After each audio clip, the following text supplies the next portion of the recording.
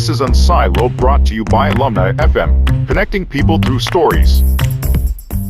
Welcome to Unsiloed. This is Greg LeBlanc, and I'm here today with Pete Richerson and Lesley Newson, who are both at University of California, Davis in the Environmental Science and Policy Department, and they're the authors of this new book called A Story of Us, a new look at human evolution.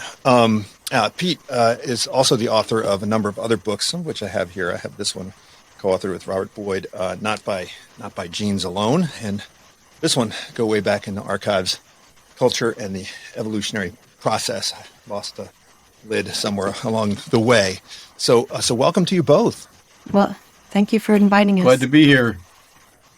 So, look, I think this argument or discussion or dichotomy between nature and nurture, between nomos and physis, have been around since at least the pre-Socratics, right? We humans are fascinated with kind of, what is natural and what is a human creation, right? And I think in today's world, we kind of like to talk about the same divide, but we do it a little bit differently, right? We talk about the methods of transmitting information, right? And there's a genetic way of transmitting information, and there's sort of a non-genetic way of transmitting information, which we sometimes call culture.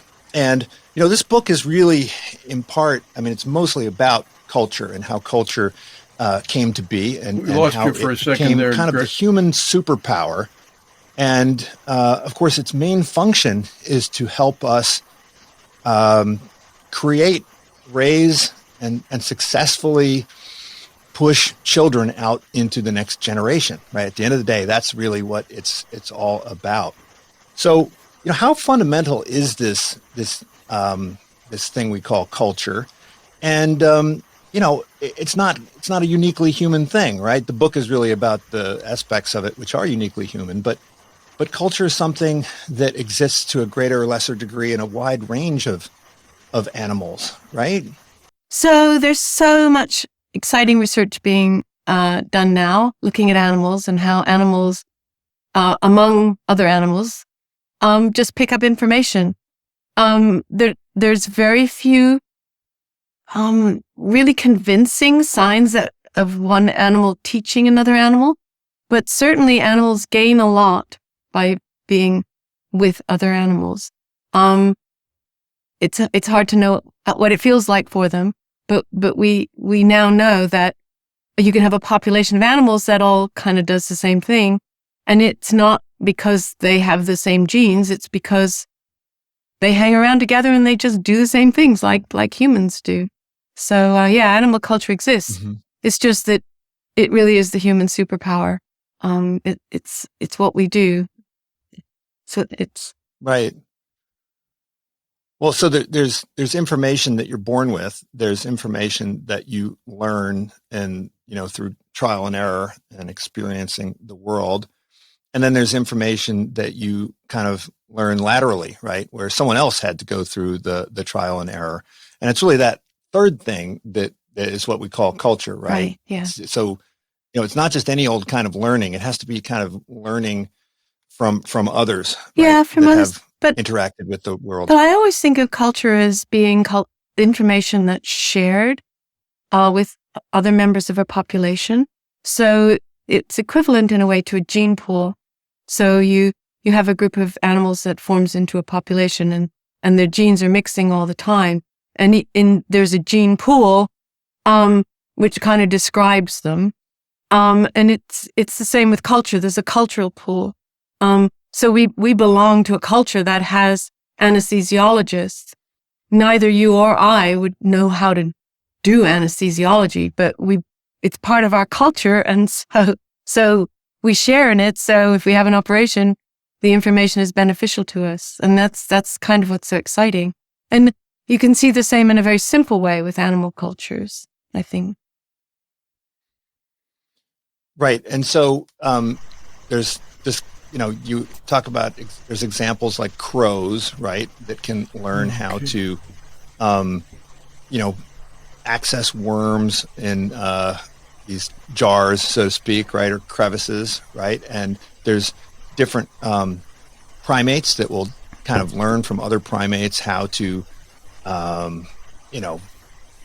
get ants out of or termites out of a termite mound and that sort of thing, right? So, what is it that's uniquely human about culture? Is it that we have? It's not just that we have larger organizations, but there's something about our capacity to store this information, which is exponentially greater than the capacity of these other species to store this information. Is that right? Yeah, go ahead, Donnie, answer that. Yes, I think that's right. Rob Boyd and I have argued that humans are unique in having massively cumulative culture. So we have multi-part tools, for example. Take something as simple as a stone-tipped spear. You've got to know how to nap the stone. You've got to know how to pick the wood for the shaft and what shape the shaft should be. And then you have to have adhesives or cordage or both to fasten the spear point to the shaft. And so even three-part cultural technological items like that are rare or absent in the non-human cultural world, and we just pile innovation on top of innovation to ultimately create things like mobile phones. So does this follow the same type of evolutionary process as the evolution of genetic complexity? I mean, certainly the genetic instructions of a human are far more complicated than the genetic instructions for a paramecium, right? So we've been kind of adding much more sophisticated, we've been adding more knowledge, right? Our genes have more information encoded in them than our more primitive ancestors, right? So can we just analogously use the same thought process of variety and selection and inheritance that we apply to genes? So I think that the answer to your question, by and large, is yes. The cultural adaptation process does, broadly speaking, resemble the genetic adaptation process in this business of piling one innovation on top of another to generate sophisticated adaptations. But the processes by which cultural adaptation proceeds are subtly different from organic evolution. Organic evolution is dependent upon random mutation and natural selection, which is a relatively slow and cumbersome process, whereas cultural adaptations can depend upon non-random innovations. We learn and innovate in ways that in which we design the solution in our heads, at least, or through trial and error.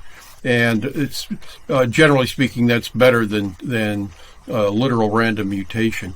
And then we can spread these things, for example, horizontally. If there are sudden environmental changes, everybody scrambles around to try to find an adaptation to the new environment. If somebody finds one, they can spread it to their relatives and friends, and it can spread horizontally, as we say, quite rapidly.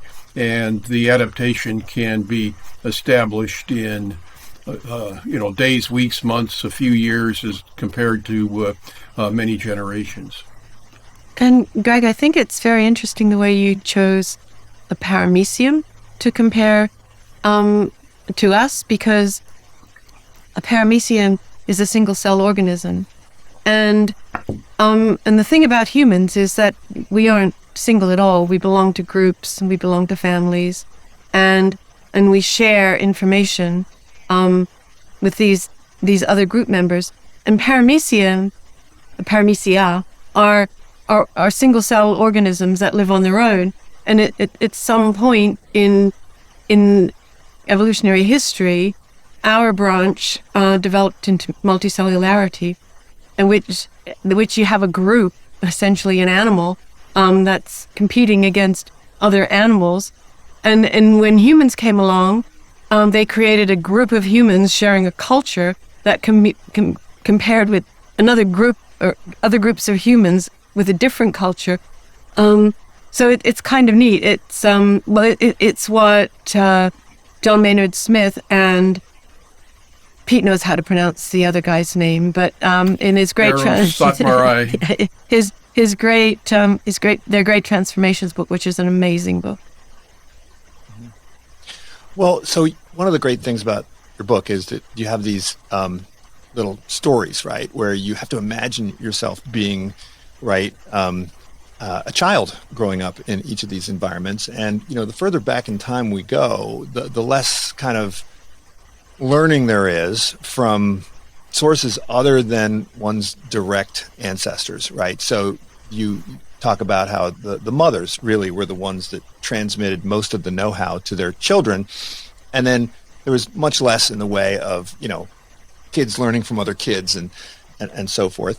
And it seems to me that the choice, if we're thinking about this as a choice of hardwiring know-how into the genes versus relying on this kind of external storage mechanism for the, for knowledge, it seems like the latter, even though it does facilitate all these wonderful things, it seems a lot more brittle, right? Because if the population shrinks, or if the adults die off, or if all the knowledge is distributed, then it can kind of disappear at a moment, right? Whereas if it's hardwired, then you can just send your infants out into the world and they can more or less fend for themselves. So if you were designing kind of an optimal storage system, when would you want to store things?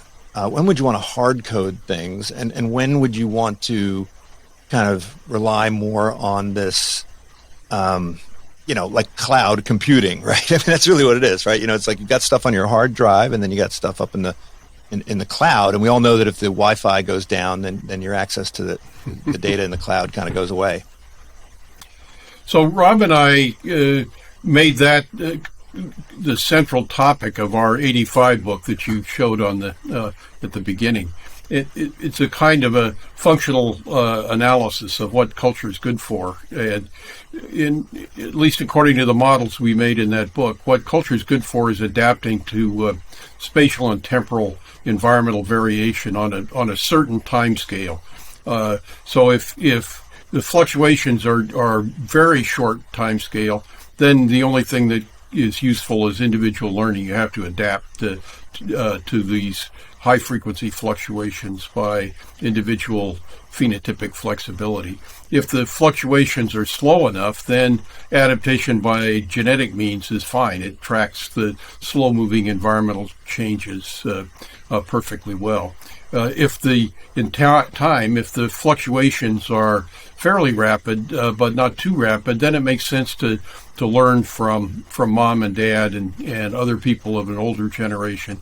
If they're still more rapid, then it makes sense to learn from other people of the same generation, horizontal transmission as the jargon goes. And so the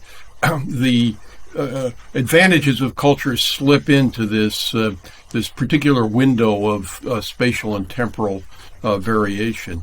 And our argument has been for a long time that the Pleistocene environment both generated more spatial and more temporal variation, and so humans are the and the variation, much of it is on the millennial in time. It's on the millennial and submillennial time scale, and that's the time scales that our analysis suggested were the sweet spot for the evolution of sophisticated culture.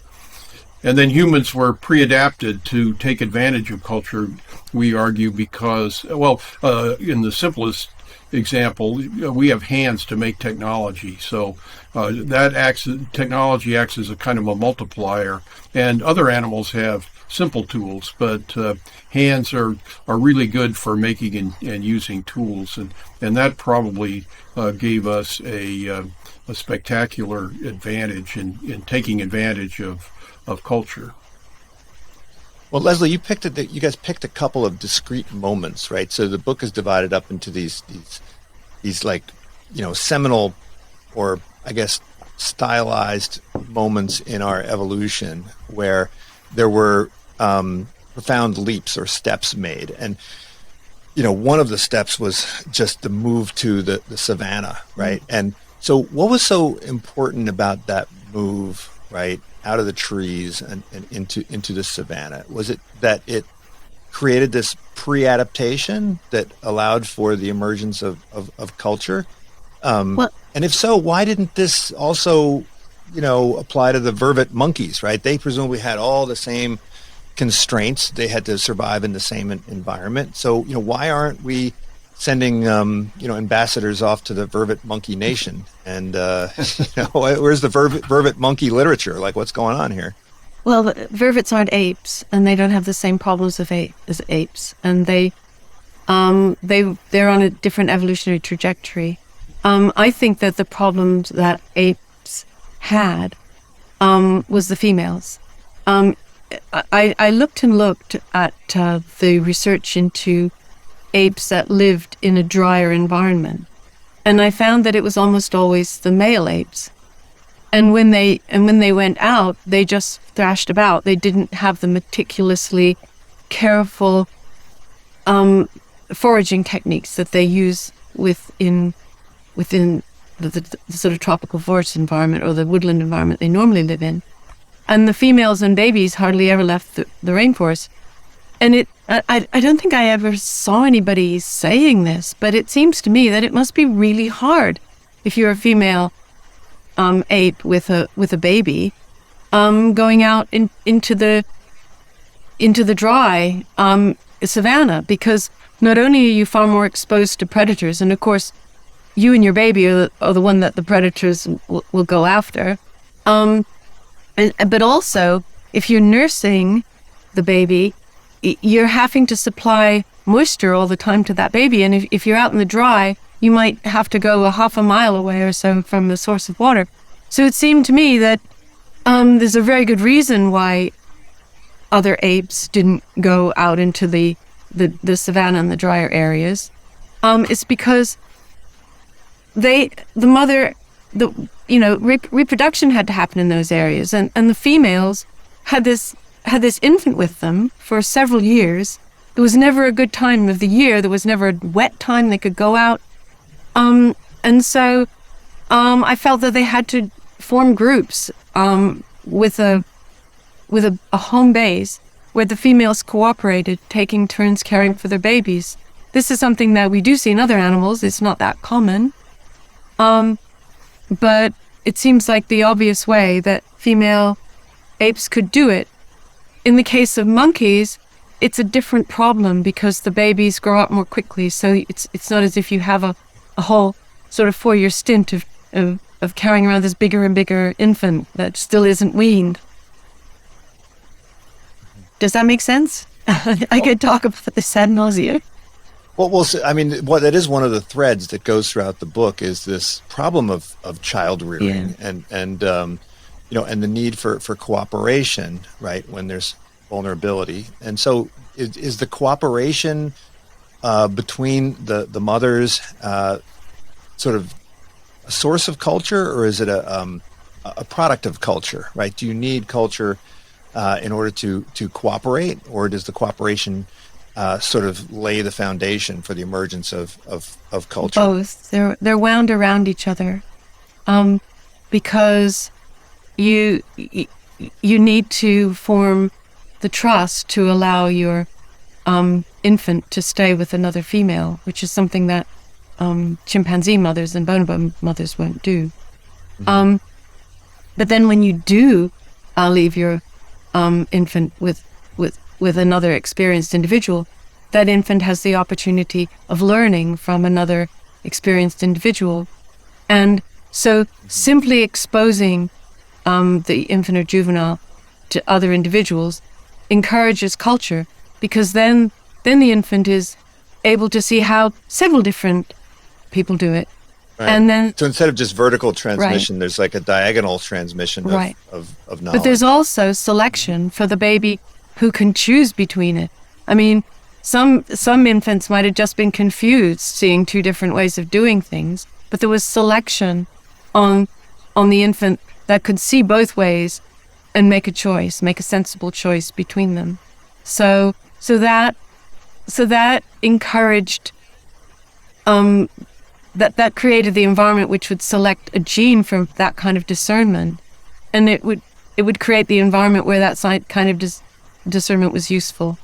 And so that's how getting together, raising young together, encouraged culture. But then, of course, culture would be part of the mother's behavior in looking after the infants. So if the different infants didn't get on, if they were fighting the way chimpanzee infants do, they're quite aggressive to one another sometimes.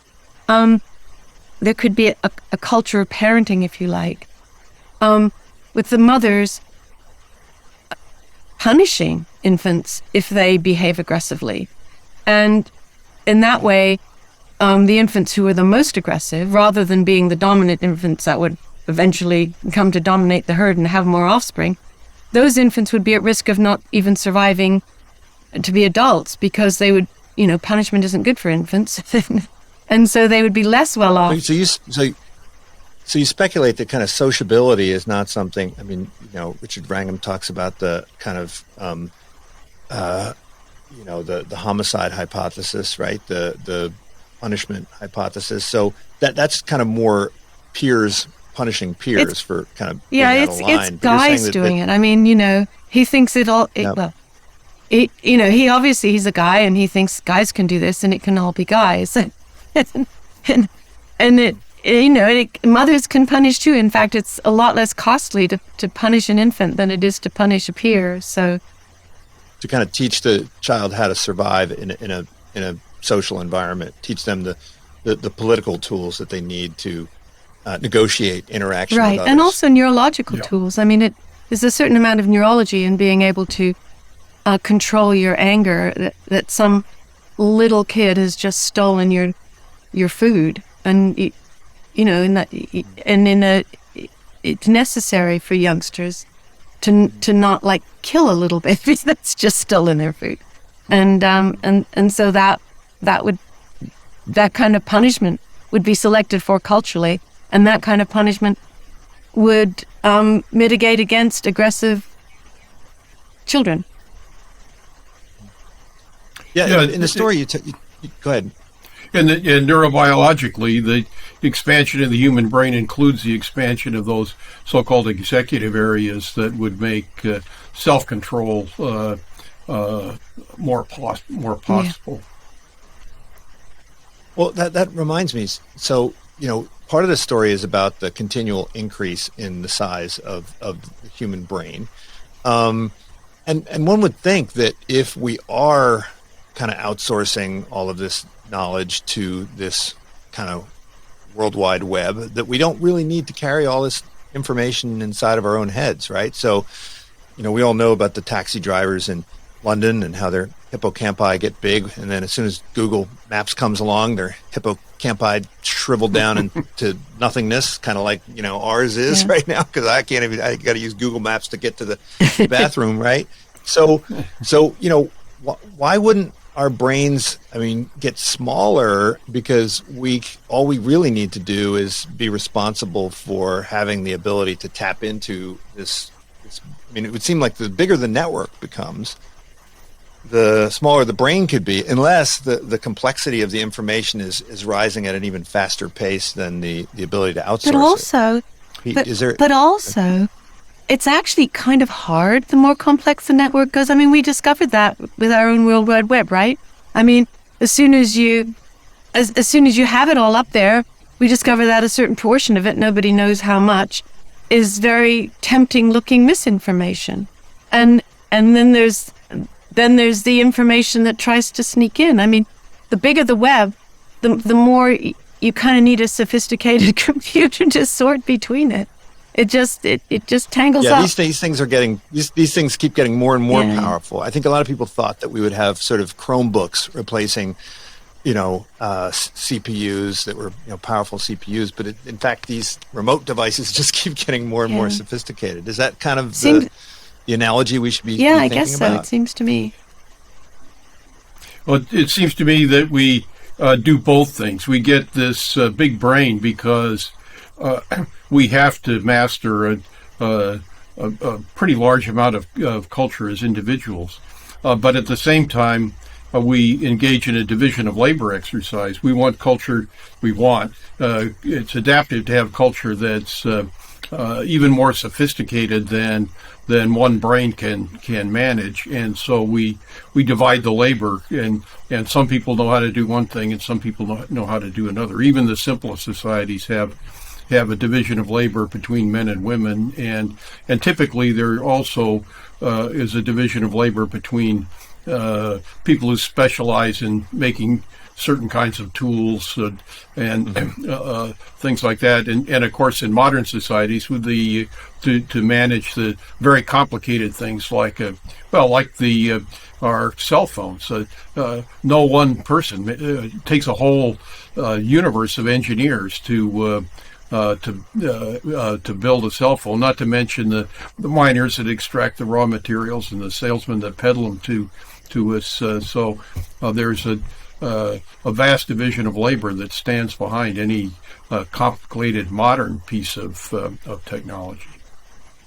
So what is the role of language, right? So, we talked about how animals can have culture, right? They can kind of learn from other animals about how to, hunt and so forth. And, even just basic things like what to eat and what not to eat, and so forth. I mean, rats even can sort of figure out what not to eat. I had some rats in my house, and man, they like, man, the traps were licked clean. There was just no. I mean, they figured this out. One guy got it, and then that was it. None of them were going to go anywhere near those things.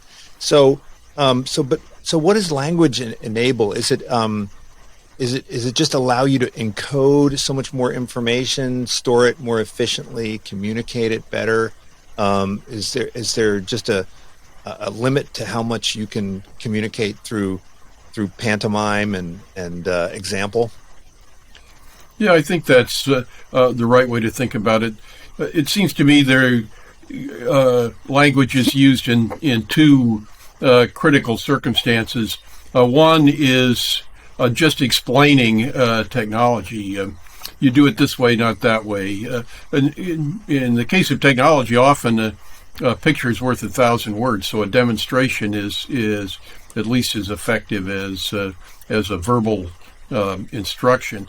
So it seems to me the other critical place that language crops but I mean, if you think about, say, your tool, right? If you think about your axe, right? I mean, yeah. If we're talking about how an axe might evolve and become, more effective at killing animals, right? You don't probably need any language to do that, right? Those tools could evolve, and become very sophisticated without having any need to explain what it is you're doing with the stone and with the wood and with the rope and so forth, right? Well, yeah, you would think so, and I think that is true to a large extent. On the other hand, Kevin Leyland and his students did these neat experiments with rather complicated devices that could produce a reward, and they compared how kids dealt with this problem. I forget what age, 5, 6 years old, and apes and monkeys. They had a array of species that they exposed to this thing, and the kids did a lot better at the more complicated ways of managing this device to get the most reward. And the way they did it was by explaining to the kids that didn't know how to do it. The kids that did learn how to do it would explain why you do it this way. Let me show you. So language seemed to play a key role, even in the case of technology. But it seems to me that the place where it's really critical is in social organization, explaining the rules of society. You can demonstrate the rules of society, but it's much more efficient, it seems to me, to explain. Look, we don't do it this way. You can't go out in the forest and harvest that tree. It's too valuable, and you have to control we have to control our exploitation of that particular valuable species. So you got to ask permission before you go get one of those. It seems to me the social rules get complicated, and hard to manage without verbal explanations. But the thing is, though, people don't give verbal explanations so much as they tell stories. I mean, this is why we ended up telling stories in our book, because everything seemed too complicated to explain without a story. It almost seems as if it's the example, it's the demonstration, it's the picture, and you can get over all kinds of complicated information. And there's no way of telling a story without having language, and knowing the same stories binds the people together. Believing the same stories binds people together, which is one of the most important things for any culture.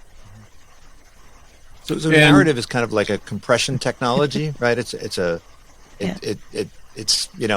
maintains some fidelity in a way that non-narrative doesn't. I mean, when I teach, I always illustrate every point with a story, and then when I talk to the students 20 years later, they remember the stories, don't remember anything else, right? Yeah. I think the other thing that stories do is mobilize the emotions, and that's really important for social life. Social life, particularly, is emotion driven. What we admire and what we don't, what we hate, and what we love and what we hate, I guess, and that sort of thing is critically important. And you can't, just a dry recitation of a constitution doesn't make for patriotism, right? It doesn't mobilize the emotional aspects of social life.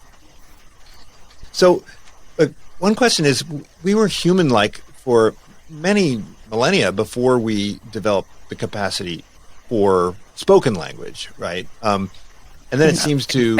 I disagree with that. No. I don't think when we know... Okay. I don't think we know when we develop the capacity for spoken language. But I do think that you can have spoken language and usefully use spoken language while still having quite a simple culture. Why not? And I think that culture got more complex and language got more complex once more and more groups got together and found ways of reconciling their different stories and their different beliefs and that kind of thing. It made it possible to have a more complex culture. But I don't think language was necessarily a big change, other than it got more complex along with the rest of the culture. Do you agree with that, darling? Yeah, it's people have very different ideas about when language became important. I remember there was in the 1970s, there was a fellow, Julian Jayne, who argued that even the Greeks had primitive language, that language was something that evolved in the Holocene. So that sort of anchors one extreme, and other people imagine that Homo erectus already had command of a pretty good spoken language. That's kind of where we come down. But the original spoken language might have been along the lines of Me Tarzan, You Jane. It might have been rather crude, small vocabularies and not very complex syntax, and so the evolution of language might have been something that just rolled along with all of the other cultural tools that we use, and the rudiments of it go back very far. But it seems like the older languages are, at least when we're looking at more recent times, seem to be more complex, right? If you try to learn Basque or even ancient Greek, it has more, tenses and more. I mean, we speak now almost like a pidgin language, right? With English. I mean, it seems like language just keeps getting simpler and simpler as our community sizes get bigger and bigger. Yeah, if I understand the historical linguist correctly, the languages that have very few second language speakers develop very complicated syntax, but they often have quite small vocabulary. So English is a good example. It has a gigantic vocabulary, and relative to its German ancestors, German still carries 4 cases and is heavily inflected and is terrible to learn as a second language. I studied German in high school, and it's it's pretty difficult to master all of those inflections and really keep them running smoothly. So the reigning theory is that languages like English that have lots of second language speakers, that the French aristocrats who conquered England in 1066 had to master this Germanic language, and they tended to simplify it because it was hard to learn as a second language. And that's the, as I say, the standard story about the evolution of complexity in languages.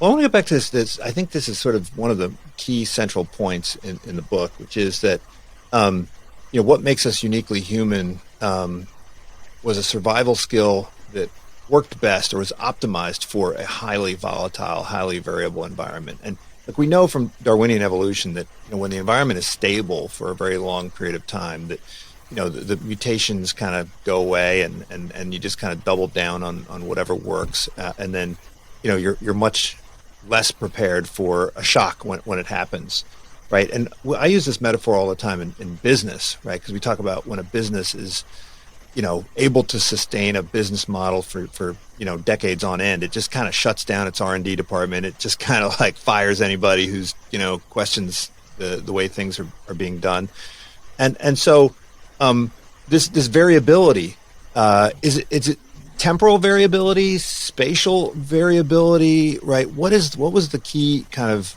variability that led to the creation of this uniquely human superpower?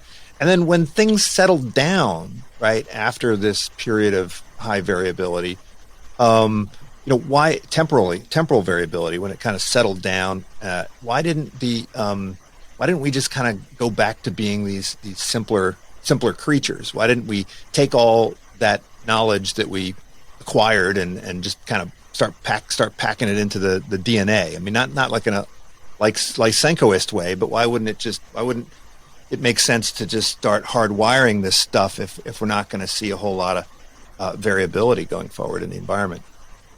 So my picture of it is that during the last glacial, at least, when culture got very sophisticated, we were mainly being driven by high rates of temporal variability. It seems as if the last glacial from around 60 or 70,000 years ago till around 15,000 years ago was the most variable that it's ever been, even during the Pleistocene. The Pleistocene seems to be a movable feast. It was getting more and more variable, at least during each glacial epoch. And the last one was the craziest of all. And then suddenly, very suddenly, at the Holocene transition, that all disappeared, at least relatively speaking. And we went off on this burst of a sort of a cultural adaptive radiation. We started to get into plants, our populations increased, and people started adapting to very local ecological conditions. Hunting big game is a kind of a generic adaptation. Any place where there's medium-sized game, you can make a go of it. One animal substitutes for another. But when you get into plant resources, they're not such easy substitutes. They have different nutritional profiles. You can't get along on wheat alone, and you have to mix it with other foods. That's all pretty sophisticated. So we've been building these more and more sophisticated adaptations to local environments. And then we got into this massive division of labor thing that we talked about with regard to modern technology.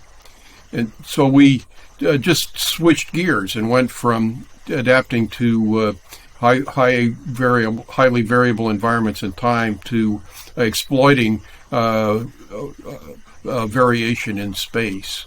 And that, it seems to me, is the way to look at the last 50, 60,000 years of human history. Now, there's also a case to be made that our brains actually shrank. To judge from the relatively few skulls that are intact enough to estimate brain size, Neanderthals and Upper Paleolithic people had very big brains, bigger than ours, bigger than Holocene people. So to some extent, that may have just been, we just got stupider when the environment got quieter.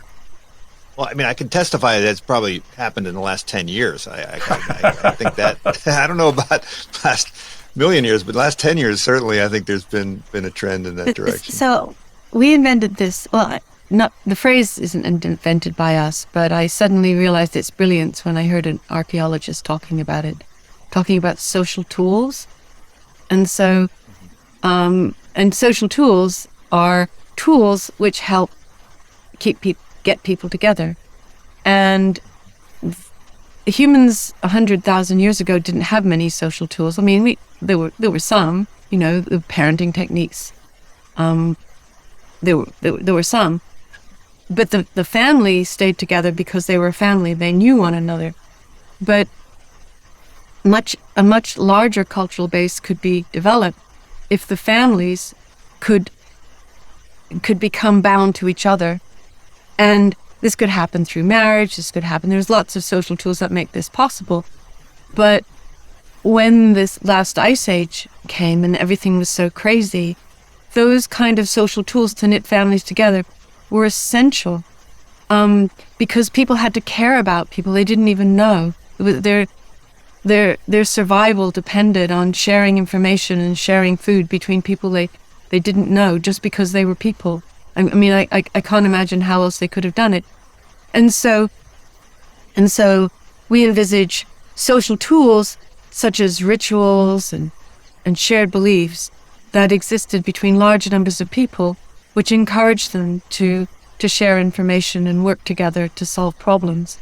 And once these social tools existed, then the ice age ended, then humans could be much more effective at exploiting the vast numbers of new habitats that sprang up after the ice age. So when you talk about the 5 different kind of human type creatures that were competing for, supremacy at one point in our history, the other 4 disappeared. And is it because, we were able to sustain larger groups, right, than they were, right? Is it because we were able to, and I think part of the story of the book is about how these, families became tribes, but then these tribes almost became like coalitions of tribes. And if you follow the trajectory all the way to the present, we've got Facebook with, 3 billion members, but it was really about this continual increase in the size of the network through which these ideas, innovations, stories, narratives, and techniques could circulate. Right? Is it fair to say that's and you have this wonderful depiction, this fictional depiction of these folks from all over the tundra, coming together somewhere in Siberia for a communal, religious, and ceremonial event, presumably coming from thousands of miles away, and they're able to coordinate this through different cultural tools that tracked, time and place. And it's rather remarkable. So presumably the other humanoids could not do this any more than any other creature. I mean, I think the only other creature that could do anything like this would be kind of the whales, right? Yeah, I think that's right. A fictional depiction we have is based upon what we know about this Gravettian phenomenon. Do you know that term? The Gravettian is a name for the Upper Paleolithic people that lived from about 35,000 years ago till about 20,000 years ago. And it seems as if this was one cultural phenomenon that covered all of Europe, from the Urals to the Atlantic and from the ice margins in the north to the Mediterranean. Some of these signature artifacts, for example, these Venus figurines, are very similar across this vast spectrum of time and space. And so it seems as if people use social tools to organize themselves on a very large scale to cope with these terrible temporal variations. People were experiencing booms and busts, and having people that you could flee away from a bust, and on the other hand, people who had a boom would recruit people from as far away as possible to take part in the boom, and in order to establish friendships and connections that might serve them in the next inevitable bust that was coming. Now, in the Holocene, the size of ethnic groups, geographical size of ethnic groups, shrank drastically. So that was part of this adaptation to spatial rather than temporal variation. Yeah, we have an amazing amount of mysterious stuff and mysterious artifacts from the last ice age, and it's a lot of people believe that those scratches on bones, as identical scratches on so many bits of bone and antler, are a kind of a calendar. And why would they need a calendar if they weren't meeting? And why would they meet if they weren't doing something extraordinary at those meetings? And so they were all social tools, and we use them today. We use ceremony and meetings, some people more effectively than others, to bring us together, and we need it. And so we know that, right, when you have a small language community, the language kind of doesn't evolve very quickly. But when you have a large language community, the language evolves very quickly. And that's a metaphor for the evolution of, ideas and know-how, right? So the bigger the network, the greater the opportunity that you're going to have some discovery, and then that discovery will diffuse right through the network. So, is this a story of us continually figuring out how to make that network bigger? And if so, then is the variability that we are increasingly adapting ourselves towards, like, endogenous variability, right? If the environment never changed, we would still be faced with, all of this innovation and all of this social transformation that's happening, and then we would need to be able to evolve to that. When I teach business strategy, we talk about there's the exogenous variability, like the discovery of oil comes in from out of nowhere, and then there's the endogenous variability, which is kind of what all the other companies are doing, and you have to figure out how to adapt to what they're doing. Is it really like endogenous variability that we're is driving our evolution and keeping this uniquely human attribute going forward? Well, my take on it is, again, that we expand and contract our social networks depending upon the demands of the adaptations that we're achieving. So in the last ice age, the largest social network possible was the best. In the Holocene, learning from if you're specializing on a narrow geographical or technological adaptation, then you don't want to learn from too much from your neighbors. You want your distant neighbors. You want to learn from your immediate neighbors. Or if you're thinking of modern professions, college professors shouldn't learn from lawyers, and lawyers shouldn't learn from doctors, and plumbers shouldn't learn from electricians.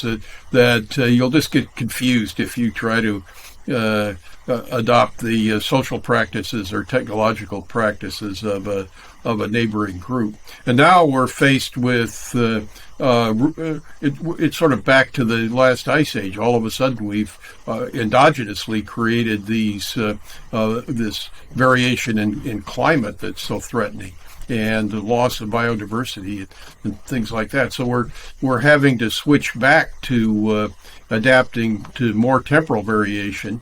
And it's not an easy transition. And one of the big impediments, we've had this COP thing in Glasgow, and what's the biggest impediment to responding to global climate change? It's a modern nation state that based on ethnic groups that makes it so hard for us to cooperate on the global scale. So it seems to me that we're having trouble reestablishing a Gravedian kind of adaptation to temporal variation because we're so used to adapting to spatial variation. Can I just say something else too that people don't often think about? It's hard for people to grasp how strong and how important families were in the past. In the past, people had deep social networks that might not have been very broad, but they were deep. And it's hard for us who live today to imagine what that might have been like. I mean, and I feel that there needs to be a lot more anthropological research to talk about people who still have that. People who may live in the mountains of Afghanistan. It's different being like that. And we know in our own society how we fall down so much on the personal level. You know, businesses try to be like families when they feel that their employees need families, but they aren't like families. And I think that so many people feel lost. And it kind of doesn't surprise me because social networks today are so different. And of course, the families we have today are tiny, etiolated things that only produce 1 or 2 children, if that. You know, they're just not good at doing what families did in the past. Right. So if you want to learn how to raise children, you don't ask your extended family. You go read Dr. Spock or something like this. So, you know, potentially that could be a good thing, right? If there is some, you know, expertise that out there that's developing rapidly, then it can get diffused much more quickly, presumably, when you have these, you know, broader rather than tighter social networks. Certainly old family remedies are not as good as modern medicine. But I don't know really, I'm not sure that starting with Dr. Spock and all the other child care experts, I'm not really sure that they really knew what they were talking about. Right. So you can have bad ideas diffuse also through these networks relatively quickly. And so, you know, one of the points that you make is that in order for something to be, in order for something to diffuse in culture, it doesn't need to be true.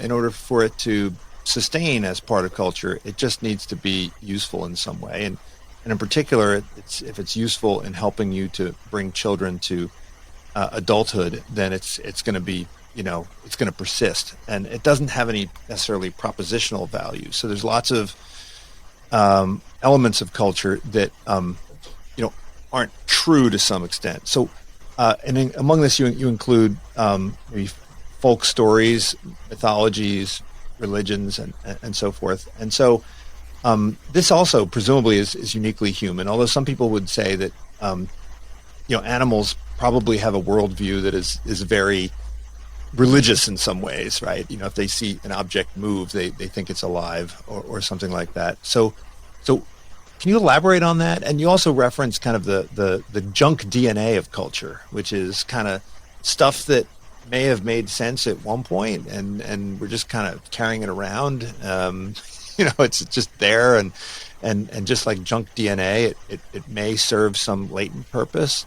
and be ready to be activated should the need arise. Could you kind of double down on that metaphor? Yeah, Rob and I have always been interested in cultural maladaptations. So the fact that you're getting information from people that aren't your parents can be very pathological. I mean, this is the great lesson of Facebook, right? That expanding social networks and responding to people that aren't your parents can result in lots of bad stuff circulating.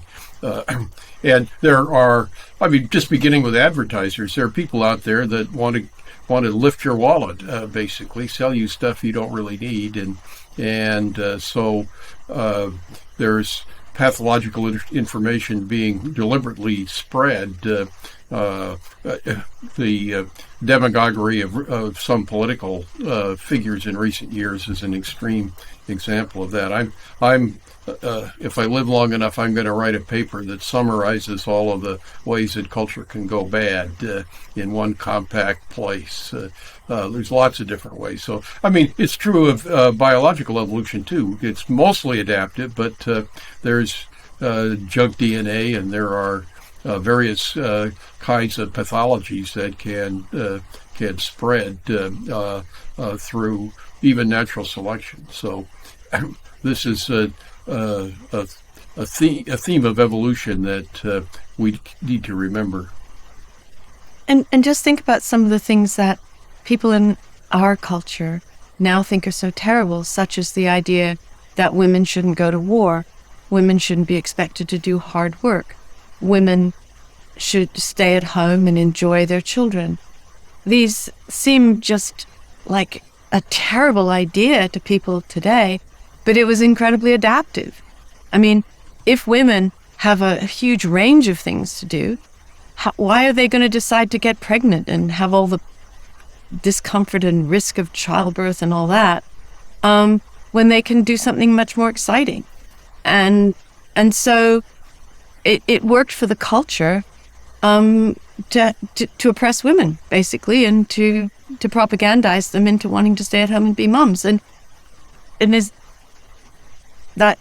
isn't because males forced them to. It was because those kind of ideas were selected by natural selection. Women who wanted to stay home and had kids stayed home and had kids. And we're all descended from them. Yeah.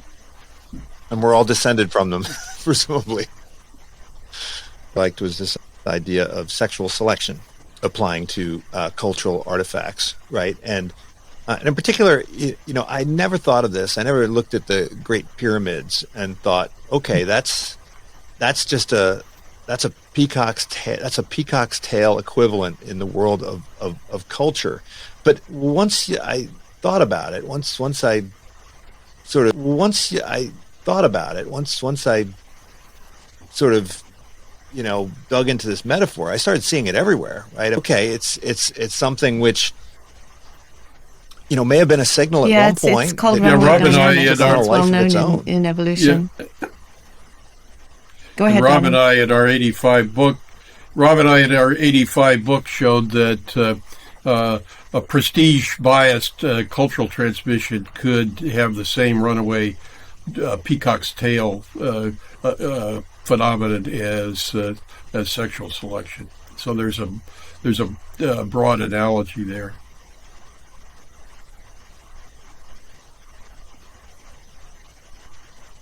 Well, maybe elaborate on the pyramid example, right? So clearly, right, societies that have the capacity to engage in large scale public works are going to thrive, and leaders who are able to inspire that are going to gain respect and succeed. And so this is a pyramid doesn't really help much with feeding the populace. But it is a large-scale public work, right? It's when the irrigation ditches it's a social tool. Done, move on to this public thing, right? projects are social tools. And if you can get everybody working together, they feel good. And if they benefit from it, they feel even better. But and practical public works are good things. But sometimes they can be problematic because, if you dig a well, what about the people who live near the well have an advantage which the people who live far away from the well don't have? So dream up something totally crazy, like build a pyramid for the sun, for the son of the sun or whatever. Just do this crazy thing, and it's a public works project that everybody can get behind as long as they believe it, and it still has it still fits the purpose of binding people together. And then when you've done this amazing thing and everybody works well together and everything's wonderful, you got to do something else, right? So you build an even bigger pyramid next time. And as long as the society can keep on going like that, what's going to stop it until suddenly it does stop and then bang, it's over.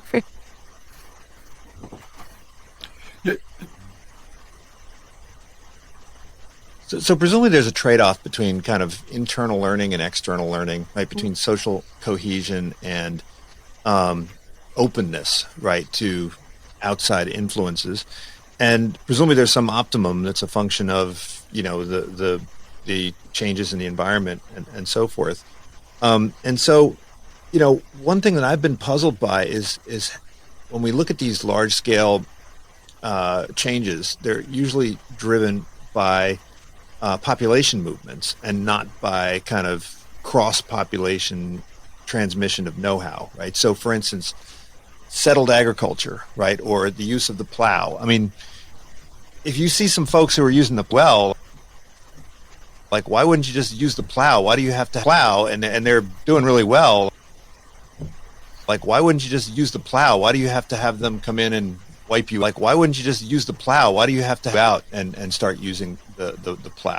The old way of doing things, rather than and lose your lives in the process, rather than being open to insights from other cultures. And we still see this even today when we look at multinationals, and we see that oftentimes there's more learning across different companies within the same geography than there is across parts of the company that are located in different parts of the parts of the company that are located in different parts of parts of the company that are located in different parts of the world. And that's one of the reasons why people come to Silicon Valley. And then I don't know if this is a related question, but language seems to fragment relatively quickly, and dialects emerge and accents emerge. And you have in your book, you have this wonderful fictional depiction of folks encountering folks from other groups, and they can immediately recognize their kind of relatedness based on the way they speak. Based on the way they speak. Presumably that tells you immediately whether there's rare instances where you're going to pay extra attention to the people who are distant, but usually you pay more attention to the people that are closer. That's my picture of it, is that particularly in the Holocene, we've specialized in creating relatively small groups of people that are adapted locally to the local geography, or in the case of modern firms, the local social situation, or and people take pride in. We take pride in doing it our way, right? And we look down on people who do it their way, and that kind of chauvinism is part of the adaptation to the Holocene, to creating complex social systems with a bunch of different specialists. So the doctors look down on the lawyers, and vice versa. The academics look down on everybody. And that sort of thing inhibits adaptation to new ideas, right? It slows down the diffusion of advantageous general adaptation. So it slows down the adoption of the plow or the adoption of domestic animals. And as you say, we used to think that agriculture spread by people adopting the innovations of their neighbors, and yet it turns out that at least in the beginning, farming in Western Europe was farming populations from the Near East spread up the Danube River and across Western Europe, and the hunting and gathering people that were there didn't adopt agriculture for generations, and only when they gradually became incorporated into these invaders' social systems did they become farmers. It's a really interesting phenomenon. We thought about it all wrong or most of us thought about it wrong for a long time. Well, in the story of the chapter of the Holocene chapter, we have the child being adopted by another culture, and gradually working his way in, and then finally, when they really needed it, giving them some information, and they were willing to adopt it. And I think that that's equivalent to what happens with businesses now. A business headhunts a bunch of people from another business, and eventually they reach a critical mass, and they bring change. I think ideas do spread between groups. It's just not that easy. So one of the claims that you make in the book is, or at least one of the speculations, has to do with the degree to which, right, culture affects genetic variety, right, and whether culture can amplify genetic difference, or can it kind of render genetic differences less important, right? So which way is it? Because I could see both making sense. You could kind of understand, right, both arguments, that culture will, amplify these differences, or it'll kind of, render the differences less important. I think both things are true. Yeah. So most genetic differences between humans are trivial, right? They're not very important, and modern international business organizations show this in spades. You talked about Silicon Valley. I mean, one of the reasons Silicon Valley works is you've got engineers pouring in from all over the world, contributing to the advances in internet-related, electronics-related businesses. And so I don't know what proportion of major Silicon Valley firms have non-European heads. It must be something like half of them, huh? I don't know, bunches of them. The workforce is primarily non-U.S., right? Primarily, yeah. Yeah, right. So that on the other hand, culture has generated some interesting genetic differences. So the best worked out example is this adult lactase persistence phenomena, which you probably know about.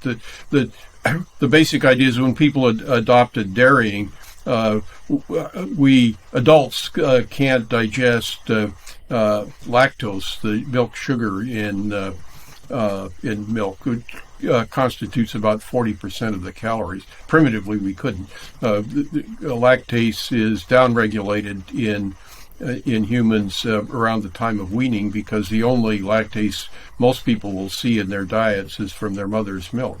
But then when we got dairy goats and dairy cattle, then we had lactose available throughout our whole lives if we could just digest it. And for some reason, in Western Europe, at least, in some African populations, the selection for ability to digest lactose was quite strong, and we developed these selected populations developed the ability to digest lactose as adults.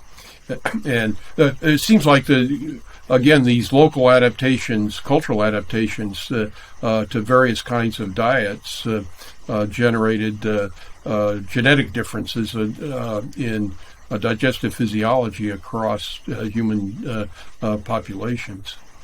And cultures Disease are really resistance is similar. Go ahead, Karina. Cultures are really good at creating situations which find genetic variability. Like, we can't help it, because even though we're very similar genetically, we also have lots and lots of variety in any population, and culture is bound to bring it out. Like, some people are better at mental arithmetic, some people are better at learning reading, and on all of those things can be meticulously observed and measured in schools, and perhaps with the ability to guide people into the right occupation, or perhaps with the ability to correct whatever deficit exists. But there was a time very recently when hardly any humans can read, and very few humans could do mental arithmetic. It was a specialization, but culture's created this environment today where it's incredibly important. And so even though it's a tiny genetic difference, we see it a lot. Well, we're going back to a world where you can't do it because you got this thing, right? Yeah. So, when I think about the whales, right, we've seen the whales kind of more or less going extinct, and I think it's presumably because their social network has been shredded, right? And they lost the ability to kind of survive on their own and forage on their own, right? They need to be able to communicate with other conspecifics at remote distances, and that's been destroyed. So I wonder, where are we headed evolutionarily, right? I mean, because on the one hand, we're relying way more on cultural knowledge to survive. We may even get to the point where women will not be able to have natural childbirth, right? Because we'll need to have, obstetric knowledge to give birth. And the location of the culture is also changing. So, you can't ask your parent. I was just reading about, there's this guy on who's got a YouTube channel for kids to learn how to use hammers and nails and change flat tires because, like their dads aren't teaching them this stuff anymore, right? So, like that where you get your knowledge is getting more and more remote, more and more distant, and we're relying on this, much bigger social network of knowledge transmission for pretty much everything. So, if you had to speculate on kind of where will the knowledge be located, and how is that going to impact our the evolution of us, both genetically and then maybe more proximate social organizational forms like families? How would you speculate? And then does it make us more vulnerable to large scale changes? Does it make us less resilient when it comes to shocks that could occur? Go ahead, darling. Tackle that first. Well, yeah. So just to speak personally, an enormous amount of what I need to know exists on Wikipedia. Wikipedia is a brilliant innovation as far as I'm concerned. Used to be when you wanted to learn about something you learned in college, and now you need to brush up on it. Used to be, it was hard. You had to go to the bookstore and buy a new up-to-date textbook or something like that. Nowadays, when I need to brush up on something that I learned as a freshman in college, I just go to Wikipedia, and it's really neat. And all of these YouTube videos you referred to how to change a tire, how to lay linoleum, how to drive a nail. That's brilliant stuff. On the other hand, we also find that the internet is potentially extremely fragile, and every time we lose the internet, people start tearing their hair out. We live in this little community of mostly retired people, Lesley and I do, and you might think that they would be the most resilient to the loss of the internet. But every time our internet goes down, there's a flurry of emails flying around, and these old folks are tearing their hair out because the internet's gone down. Much less the kids, I suppose, are even more dependent upon the internet than most of our neighbors. So yes, that's pretty scary that we outsource so much of this to a technology that might be vulnerable to cyber attacks. That's what we're already seeing it become part of international diplomacy and warfare, right? It's, well, as usual, the future's is as obscure as the past. So you can tell stories about the future, but you can't. I try to resist imagining that you can predict the future. You can. Well, one thing you can predict is that the future populations will be made up of. Okay, well, because you stopped for me, I could see you. I just wanted to say, the one thing is highly predictable, is that future populations will be made up of the children of people who are having children. And there are lots of populations that are having far more children than ours. And so there are these extraordinary communities within North America, the Anabaptists that are having large numbers of children. They're the ultra-Orthodox Jews in North America and Europe, but also in Israel that are having large numbers of children. And I'm sure there are other populations of other religions where they're steadfastly keeping in little family groups that are having large numbers of children. And I think they're bound to become more important and more powerful because they have the knack that evolution always admires, which is to produce offspring. Well, their cultures doesn't require explaining, but it seems like ours does, right? So it seems bizarre that we would see a cultural norm emerge that essentially mitigates against, having children. And so, how do we explain that? And it leads me to wonder, if you were to add an additional chapter where you created a story around a family of the future, right? What would it look like? Right? Would people still be having children? It seems like children have gone out of style in the West. I just interviewed a demographer, and he was talking a lot about the decline of fertility in the developed world, and it's not just the developed world. It's a trend that's happening in every country. Well, yes, it doesn't have precedent. It does have precedent in the sense in the early modern period, people in big cities had fewer children, in the cosmopolitan people. So in Lesley's and my way of thinking, the rising importance of teachers and non-relative colleagues and military officers and bosses in our lives meant that much cultural transmission came from people who had achieved social roles that didn't involve being parents. You don't have to be a parent to be a teacher. You don't have to be a parent to be a charismatic boss. And so the support for pronatalist norms that kept birth rates high throughout most of human history came because your relatives and people in your community were the most important influences on your values. You weren't really an adult until you married and had children in many communities, and so the whole status system revolved around reproduction. Okay, so Lesley's and my thought on why the demographic transition occurred, why modern families have become small, is that the influences on our ideas about reproduction have changed.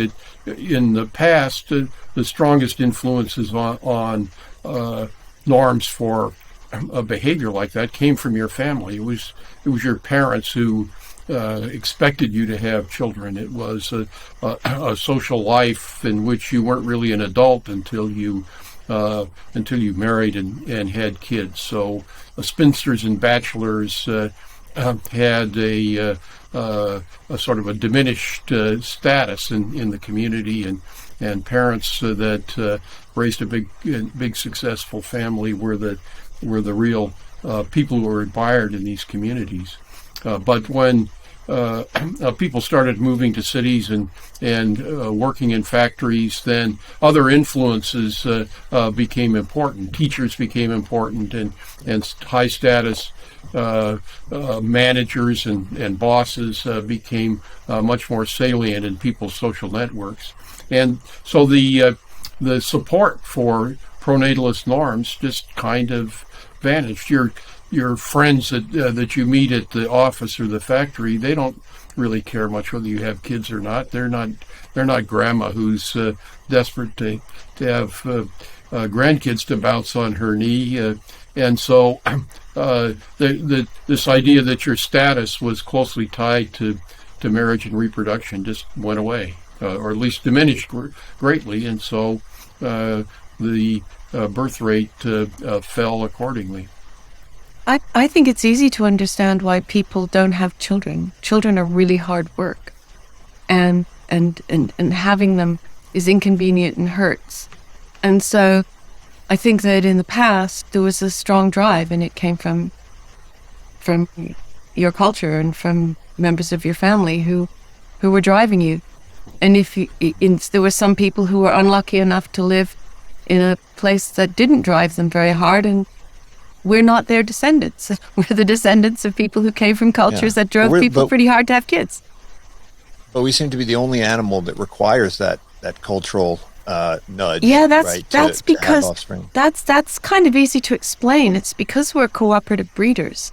So so it's absolutely essential that mothers get help, and that the social network is around, helping to raise the kids. I mean, it really does take a village to raise a young human. And so it's really important that you get stimulus from your community in order to have it. Or if people were just internally driven to have children, then there would be far too many children, and the network would break down. So there needs to be this kind of to and fro between the network and the individuals within the network about the desirability of children right now, or else none of it would work. It has to be a kind of a cultural driver there. Yeah, so demographers focus on kind of how the increase in wealth is driving the reduction in fertility, but I think your argument is that it's less an increase in wealth and more a breakdown in these more, these tighter knit families, and more a flattening of the network that a typical mother lives in. And so her support network is substantially reduced. Right. The association between wealth and number of children you have is pretty simple, because it's just the arrow of causation goes the other way. If you have fewer children, you are wealthier. But if you want to be if you want to do well evolutionarily, you have exactly the right number of children for the amount of wealth you possess. So every one of them gets just enough to eat. But it isn't just the network of support. It isn't that practical. It's the encouragement. It's everybody thinking, wouldn't it be nice to have more youngsters running around? Yeah. Certainly now status comes more from your position, in the corporate hierarchy, or, what you achieve outside of the household, and much less what you achieve inside the household. Right, yeah. Right. Well, one last question, because, I think you end the book with this, which is that, evolution should never be mistaken for progress. And there's no a priori reason to think that, we're on a trajectory towards greater happiness either, right? And so a lot of people, they attach some kind of normative value to this evolution. They have almost like a wig version of humans just getting better and better, and society's getting better and better, and culture's getting better and better. And I think you try to throw a little bit of cold water on that. So what is it then? When we think about the direction, what can we say about the direction of cultural evolution? Is there anything that we can say is it just always tending towards greater complexity? Is that something that we can be safe in saying? No, I don't think you can be safe at saying anything other than people will always believe that the way they think is better than the way those old-fashioned folk used to think in the past. Because we like the way we think, we're used to it, and it's familiar to us. What do you think, Peter? Well, it does seem to me that we can make what Darwin called moral progress, that we can try to establish criteria that large numbers of people agree with about what would be a better life, and then we can go about implementing those through technological means and political action. So, to my way of thinking, we have these modern societies, some of which people report being quite happy. If we want to make that our criterion of progress, it seems like a plausible criterion to me. So we have these mostly small Western European countries that report high levels of happiness, but we've also got countries like Costa Rica and Bhutan and other countries that are outliers on this happiness scale. So we could take those as kind of best practices examples and try to build societies that are more like that. Now that we don't have to slavishly imitate Sweden, but it seems to me that most people who are interested in what my colleagues call policy analysis are believers in progress. They think we can do scientific experiments and make observations and make life better for people, and that's a good thing. And so I certainly don't want to stand in the way of any of those people. Well, last question I have for you both is the book itself is, I think, a departure from not only your previous work, but also the field in general, because it uses a narrative technique. It uses these stories. And I think, as I mentioned earlier, I think I will remember the stories very vividly, and as sort of a lattice through which I can remember the scientific points in the book. And I was wondering, why did you choose to write these stories and put them in the book? And have you thought of just sort of taking the stories out and publishing them separately? Perhaps as a work of fiction, or maybe even a guide for children to understand evolution of human beings. I read a lot of historical fiction, and I think I'm going to remember the Wolf Hall series better than all of the Cambridge histories of Tudor England that I've read over the years, in spite of myself. So is this a new way of kind of communicating scientific information, do you think? Is it something that's underappreciated? Should we do more of this? I would really like to get more feedback on that. I mean, I wrote the stories because I love stories. I learned a lot about physics by reading George Gamow's Mr. Tompkins in Wonderland books about Wonderland, where the speed of light was 30 miles an hour or something like that, and all the trains got squashed when they went fast and things like that. And that made it so much easier when I was later taught those things for real. And so it was an experiment, and I honestly thought that the editor would say, "This is crazy, you can't do this." But I'd love to get more feedback on whether people think the stories are useful. I know that a friend of mine who's using the book in a course says that the kids, or the students that are at the university course, are really, really enjoying it, saying that they've never had a book to read for a course where they couldn't run through it fast enough because they wanted to know how it ended. Mm-hmm. So that's great. If it's useful, that's wonderful. It was scary to even try it. Well, I think the other reason that we wrote these stories is because we're thinking that the past is, the information we have about the past is really depauperate. And everybody is telling stories, even if they don't fess up and tell stories. So we can't know for sure what happened. We can't tell the story of us. We can only tell a story of us. Each of us can tell a story, but and so if we're telling stories anyway, then we might as well tell good stories. Why not? So why not write entertaining stories instead of dressing it up as if it were some kind of scientific fact?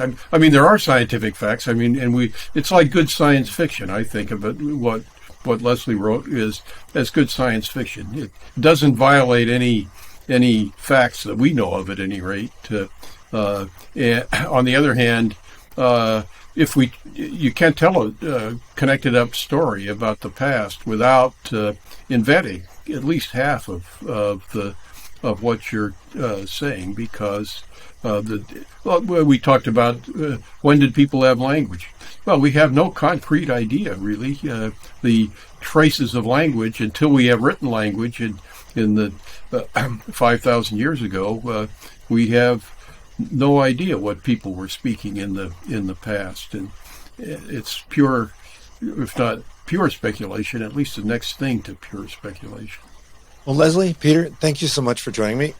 Remember, the book is called Thank you. A Story of Us, a new look at human evolution. So check it out, everybody, and I hope to speak to you guys soon, maybe in person.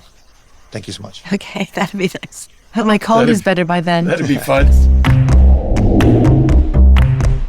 This is Unsilo, brought to you by Alumni FM, connecting people through stories.